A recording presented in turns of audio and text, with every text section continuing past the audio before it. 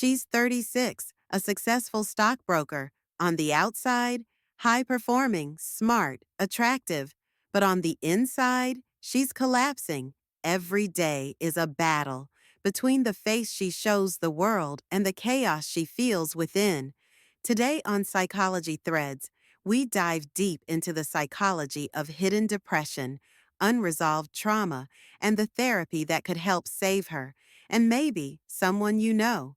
Let me introduce you to a woman I'll call Anna. She walks into her GP's office, not for a physical illness, but for something harder to describe. Anna's been feeling stressed, burned out. She's terrified she might lose her job. Every weekend she's in bed, emotionally and physically drained. 9 months ago, she ended a 6-year relationship. Since then, casual hookups, regret, and a deepening sense of shame. She cries herself to sleep most nights, wakes up early, feels worthless, guilty, even angry, at her ex, at herself, and at a father who walked out when she was 13. She drinks 2 bottles of wine every weekend but doesn't think it's a problem. She's not suicidal, but she is hopeless and very, very tired. So what's going on with Anna? From a clinical point of view, she may be experiencing what's called double depression. That means a major depressive episode layered on top of dysthymia, a long-term low-grade depressive state. It's not just a mood, it's years of pessimism, low self-worth, and suppressed trauma finally erupting. But here's what makes Anna different. She wants help. She wants to talk. She doesn't want medication. She wants understanding. So, what therapy would help someone like Anna? Most guidelines recommend cognitive behavioral therapy, CBT. And yes, CBT is effective for many. But Anna already tried CBT, and it didn't go deep enough. What she needs is something more reflective, something that doesn't just treat the symptoms, but uncovers the roots.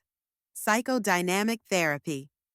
Unlike CBT, psychodynamic therapy explores how unresolved childhood conflicts, like abandonment by her father, are shaping her current pain. It looks at the defense mechanisms she's using, like denial or repression, and helps her connect the dots between past and present. It's not a quick fix, but it's powerful. In psychodynamic therapy, the patient talks freely. This is called free association.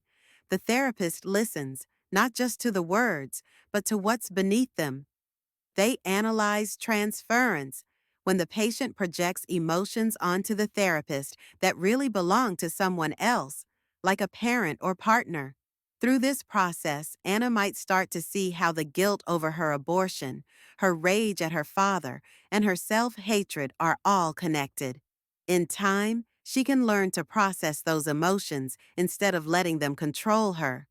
Anna is smart, insightful, willing to do the work, and most importantly, she's ready to face her past, not run from it. Psychodynamic therapy won't erase her pain, but it can help her understand it and maybe forgive herself. Because healing isn't about becoming someone else, it's about finally being able to live as yourself. If you or someone you know feels like Anna, know this: you're not alone. Your story matters, and healing is possible. Want more videos like this? Hit like, subscribe, and tell me in the comments, what topics should we break down next?